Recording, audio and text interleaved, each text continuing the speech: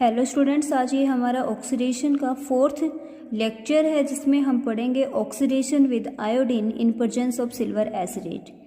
Oxidation के हम पिछले 3 लेक्चर पढ़ चुके हैं जिसमें हमने क्या पढ़ा था कि एल्कीन्स का ऑक्सीडेशन हम कैसे कर सकते हैं।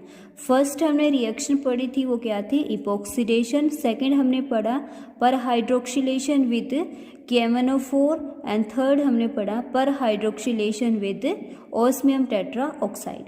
और आज के लेक्चर में हम पढ़ने वाले हैं oxidation of alkene with iodine in presence of silver acetate.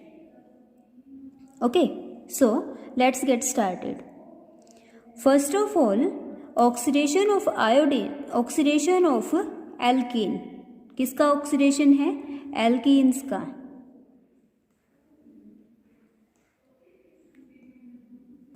First of all जो एल्कीन्स का ऑक्सीडेशन होगा आयोडीन के साथ वो 2 मेथड से हो सकता है, जिसमें फर्स्ट मेथड आता है प्रीवोस्ट रिएजेंट को यूज़ करके और सेकेंड मेथड आएगा वुडवर्ड रिएजेंट को यूज़ करके।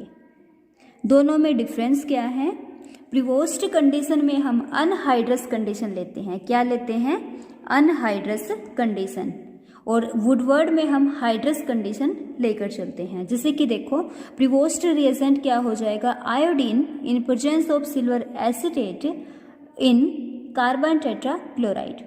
बट वुडवर्ड रिएजेंट क्या होगा, iodine in presence of silver acetate and water. तो अगर वाटर वाली कंडीशन है, मीन्स एक्वस कंडीशन है, तो वुडवर्ड रिएजेंट हो जाएगा। और अगर अनहाइड्रस कंडीशन है तो कौन सा रिएजेंट होगा? Prevost reagent. तो हम आयोडीन से एल्कीन्स का ऑक्सीडेशन कर सकते हैं। यहाँ पर भी डायोल की फॉर्मेशन होगी पर हाइड्रोक्सिलेशन होगी, लेकिन कंडीशन चेंज हो गई है। पहले हमने लिया था KMnO4, फिर हमने लिया था ऑस्मियम टेट्राऑक्साइड और अब हमने लिया है iodine in presence of silver acetate. Example के लिए देखिए, जैसे ये आपके पास ट्रांस एल्कीन है, जब आपने इसकी रिएक्शन कराई iodine in presence of silver acetate in carbon tetrachloride, और ये क्या है? Prevost condition. तो प्रीवोस्ट कंडीशन में जो डायोल बनेगा वो किस टाइप का होगा? ट्रांस डायोल होगा। डायोल की कॉन्फ़िगरेशन क्या होगी? ट्रांस रहेगी। ओके, ऐसे ही बिल्कुल सिमिलर आपने एल्कीन ली है, एल्कीन अभी भी सेम है।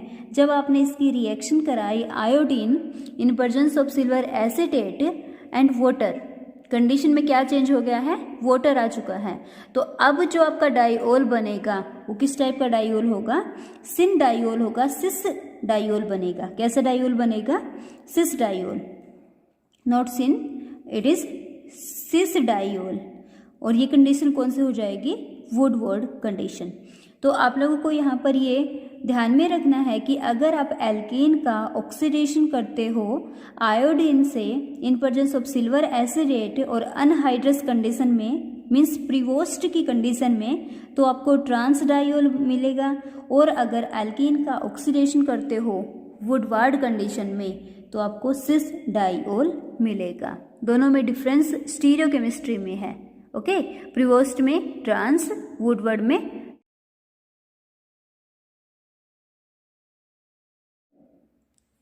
अब हम इसका मैकेनिज्म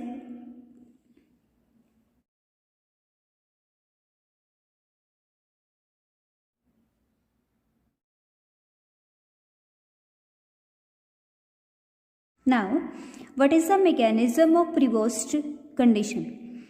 अब हमें ये पढ़ना है कि प्रीवोस्ट के अंदर ट्रांस डायोल कैसे बनता है और वुडवर्ड कंडीशन से आपको सिस डायोल कैसे मिलता है। ओके, दोनों की कंडीशन क्या होगी, क्या मैकेनिज्म होगा।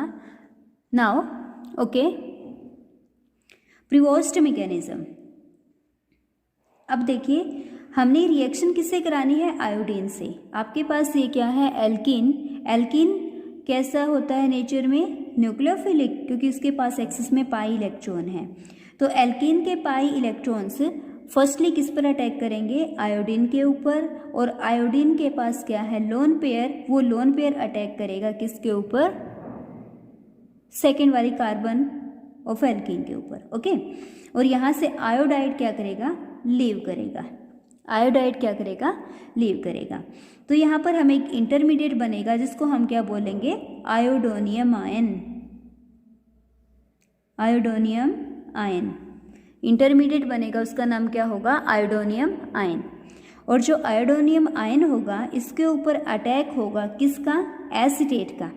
एसीटेट के अंदर जो ऑक्सीजन पर नेगेटिव चार्ज है, ये नेगेटिव चार्ज कार्बन पर अटैक करेगा, जिसकी वजह से कार्बन और आयोडीन का बॉन्ड ब्रेक होगा। ओके, तो यहाँ पर ये इंटरमीडिएट, ये नेक्स्ट प्रोडक्ट मिल जाएगा। अब जो आपका एसीटेट आयन है जिसमें कार्बन ऑक्सीजन डबल बॉन्ड है, ऑक्सीजन के पास ऑलरेडी क्या है, लोन पेयर। वो लोन पेयर किस पर अटैक करेंगे, कार्बन पर, और लिविंग ग्रुप आयोडाइड की फॉर्म में निकल जाएगा। ये किस टाइप की रिएक्शन होगी, ये रिएक्शन होगी SN2 रिएक्शन। बैक साइड से अटैक है ना ऑक्साइड के, ऑक्सीजन के लोन पेयर का, और लिविंग ग्रुप निकलता है। तो ये किस टाइप की रिएक्शन हो गई, SN2 रिएक्शन। SN2 रिएक्शन हो जाने के बाद हमें नेक्स्ट प्रोडक्ट ये मिलेगा। फिर जो ये प्रोडक्ट बना है इसमें ऑक्सीजन के पास क्या है, पॉजिटिव चार्ज, और ऑक्सीजन क्योंकि आपको पता है इलेक्ट्रोनेगेटिव है, इलेक्ट्रोनेगेटिव एटम के पास जब भी पॉजिटिव चार्ज होता है तो वो लेस स्टेबल होती है, जिसकी वजह से क्या होगा, कार्बन ऑक्सीजन बॉन्ड ब्रेक करेगा। लेकिन कंडीशन होगी कि जब एसीटेट आयन बैक साइड से अटैक करेगा तो कार्बन ऑक्सीजन बॉन्ड ब्रेक कर जाएगा, जिसकी वजह से डाई एसीटेट मिलेगा आपको। और जो डाई एसीटेट होगा उसमें दोनों एसीटेट ग्रुप एक दूसरे की ट्रांस पोजीशन पर होंगे। ओके, फिर क्या होगा, फिर जो डाई एसीटेट आपको प्रोडक्ट में मिला है इसका क्या कर दोगे, अब यहाँ पर जो डाई एसीटेट आपको मिला है प्रोडक्ट में, ये डाई एसीटेट कैसा है, ट्रांस है। अब इसका करोगे हाइड्रोलिसिस, हाइड्रोलिसिस करने से आपको ट्रांस डाईओल मिलेगा। तो ये क्या था, ये मैकेनिज्म था प्रोवोस्ट कंडीशंस में। मैकेनिज्म क्या होता है, यानी कि एल्केन से आपको डाईओल कैसे बनता है। Okay, next one is Woodward mechanism. हमने प्रिवोस्ट मैकेनिज्म को देख लिया, अब हम पढ़ेंगे वुडवर्ड मैकेनिज्म क्या होगा। प्रिवोस्ट मैकेनिज्म में तो हमने देखा कि एल्केन से आपको ट्रांस डाईओल मिला है। वुडवर्ड कंडीशन में क्या होगा, एल्कीन से आपको सिस डाईओल मिलेगा। ओके, तो कंटिन्यू करते हैं मैकेनिज्म को। मैकेनिज्म में क्या होगा, फर्स्टली अगेन एल्कीन का जो पाई इलेक्ट्रॉन है वो पाई इलेक्ट्रॉन आयोडीन के ऊपर अटैक करेगा और आयोडीन के लोन पेयर सेकेंड कार्बन पर अटैक करेगा और आयोडाइड यहाँ से as a leaving group remove हो जाएगा। ओके, फिर अगेन आयोडोनियम आयन बनेगा इंटरमीडिएट, बिल्कुल सेम स्टेप रहेगा जो कि प्रिवोस्ट में था। अगेन जो आयोडोनियम आयन बना है इसके ऊपर एसीटेट का अटैक होगा और कार्बन और आयोडीन का बॉन्ड ब्रेक हो जाएगा। नेक्स्ट फर्दर क्या होगा कि जो ऑक्सीजन के पास लोन पेयर हैं, ये लोन पेयर किस पर अटैक करेगा, कार्बन पर अटैक करेगा SN2 मैकेनिज्म से और आयोडाइड लीव करेगा। ओके, क्या लीव करेगा, आयोडाइड। फिर क्या होगा कि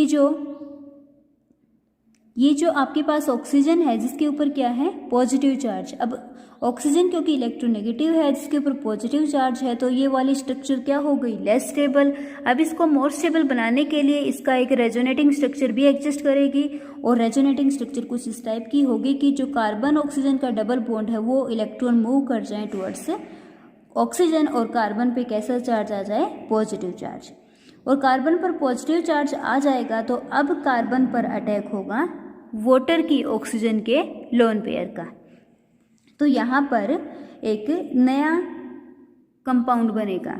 अब क्योंकि अगेन फिर से ऑक्सीजन के पास क्या है, पॉजिटिव चार्ज, फिर से लेस स्टेबल होगी स्ट्रक्चर, तो अब ये स्ट्रक्चर क्या करेगी, H पॉजिटिव को रिलीज करेगी और ऑक्सीजन का पॉजिटिव चार्ज वैनिश हो जाएगा। ओके, नेक्स्ट क्या होगा, नेक्स्ट कंडीशन में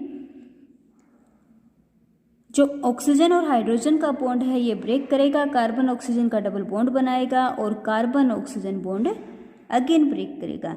तो ऑक्सीजन पर नेगेटिव चार्ज आएगा, वो नेगेटिव चार्ज H पॉजिटिव को लेगा और OH में कन्वर्ट हो जाएगा। अगेन ये क्या होगा, एसीटेट। इस एसीटेट का फर्दर क्या कर देंगे, हाइड्रोलिसिस, और हाइड्रोलिसिस करने से क्या हो गया, सिस डाईओल मिल जाएगा। डिफरेंस क्या था दोनों मैकेनिज्म में, डिफरेंस ये था कि जो वुडवर्ड मैकेनिज्म है इसके अंदर हम वाटर का अटैक पहले से दिखा देते हैं।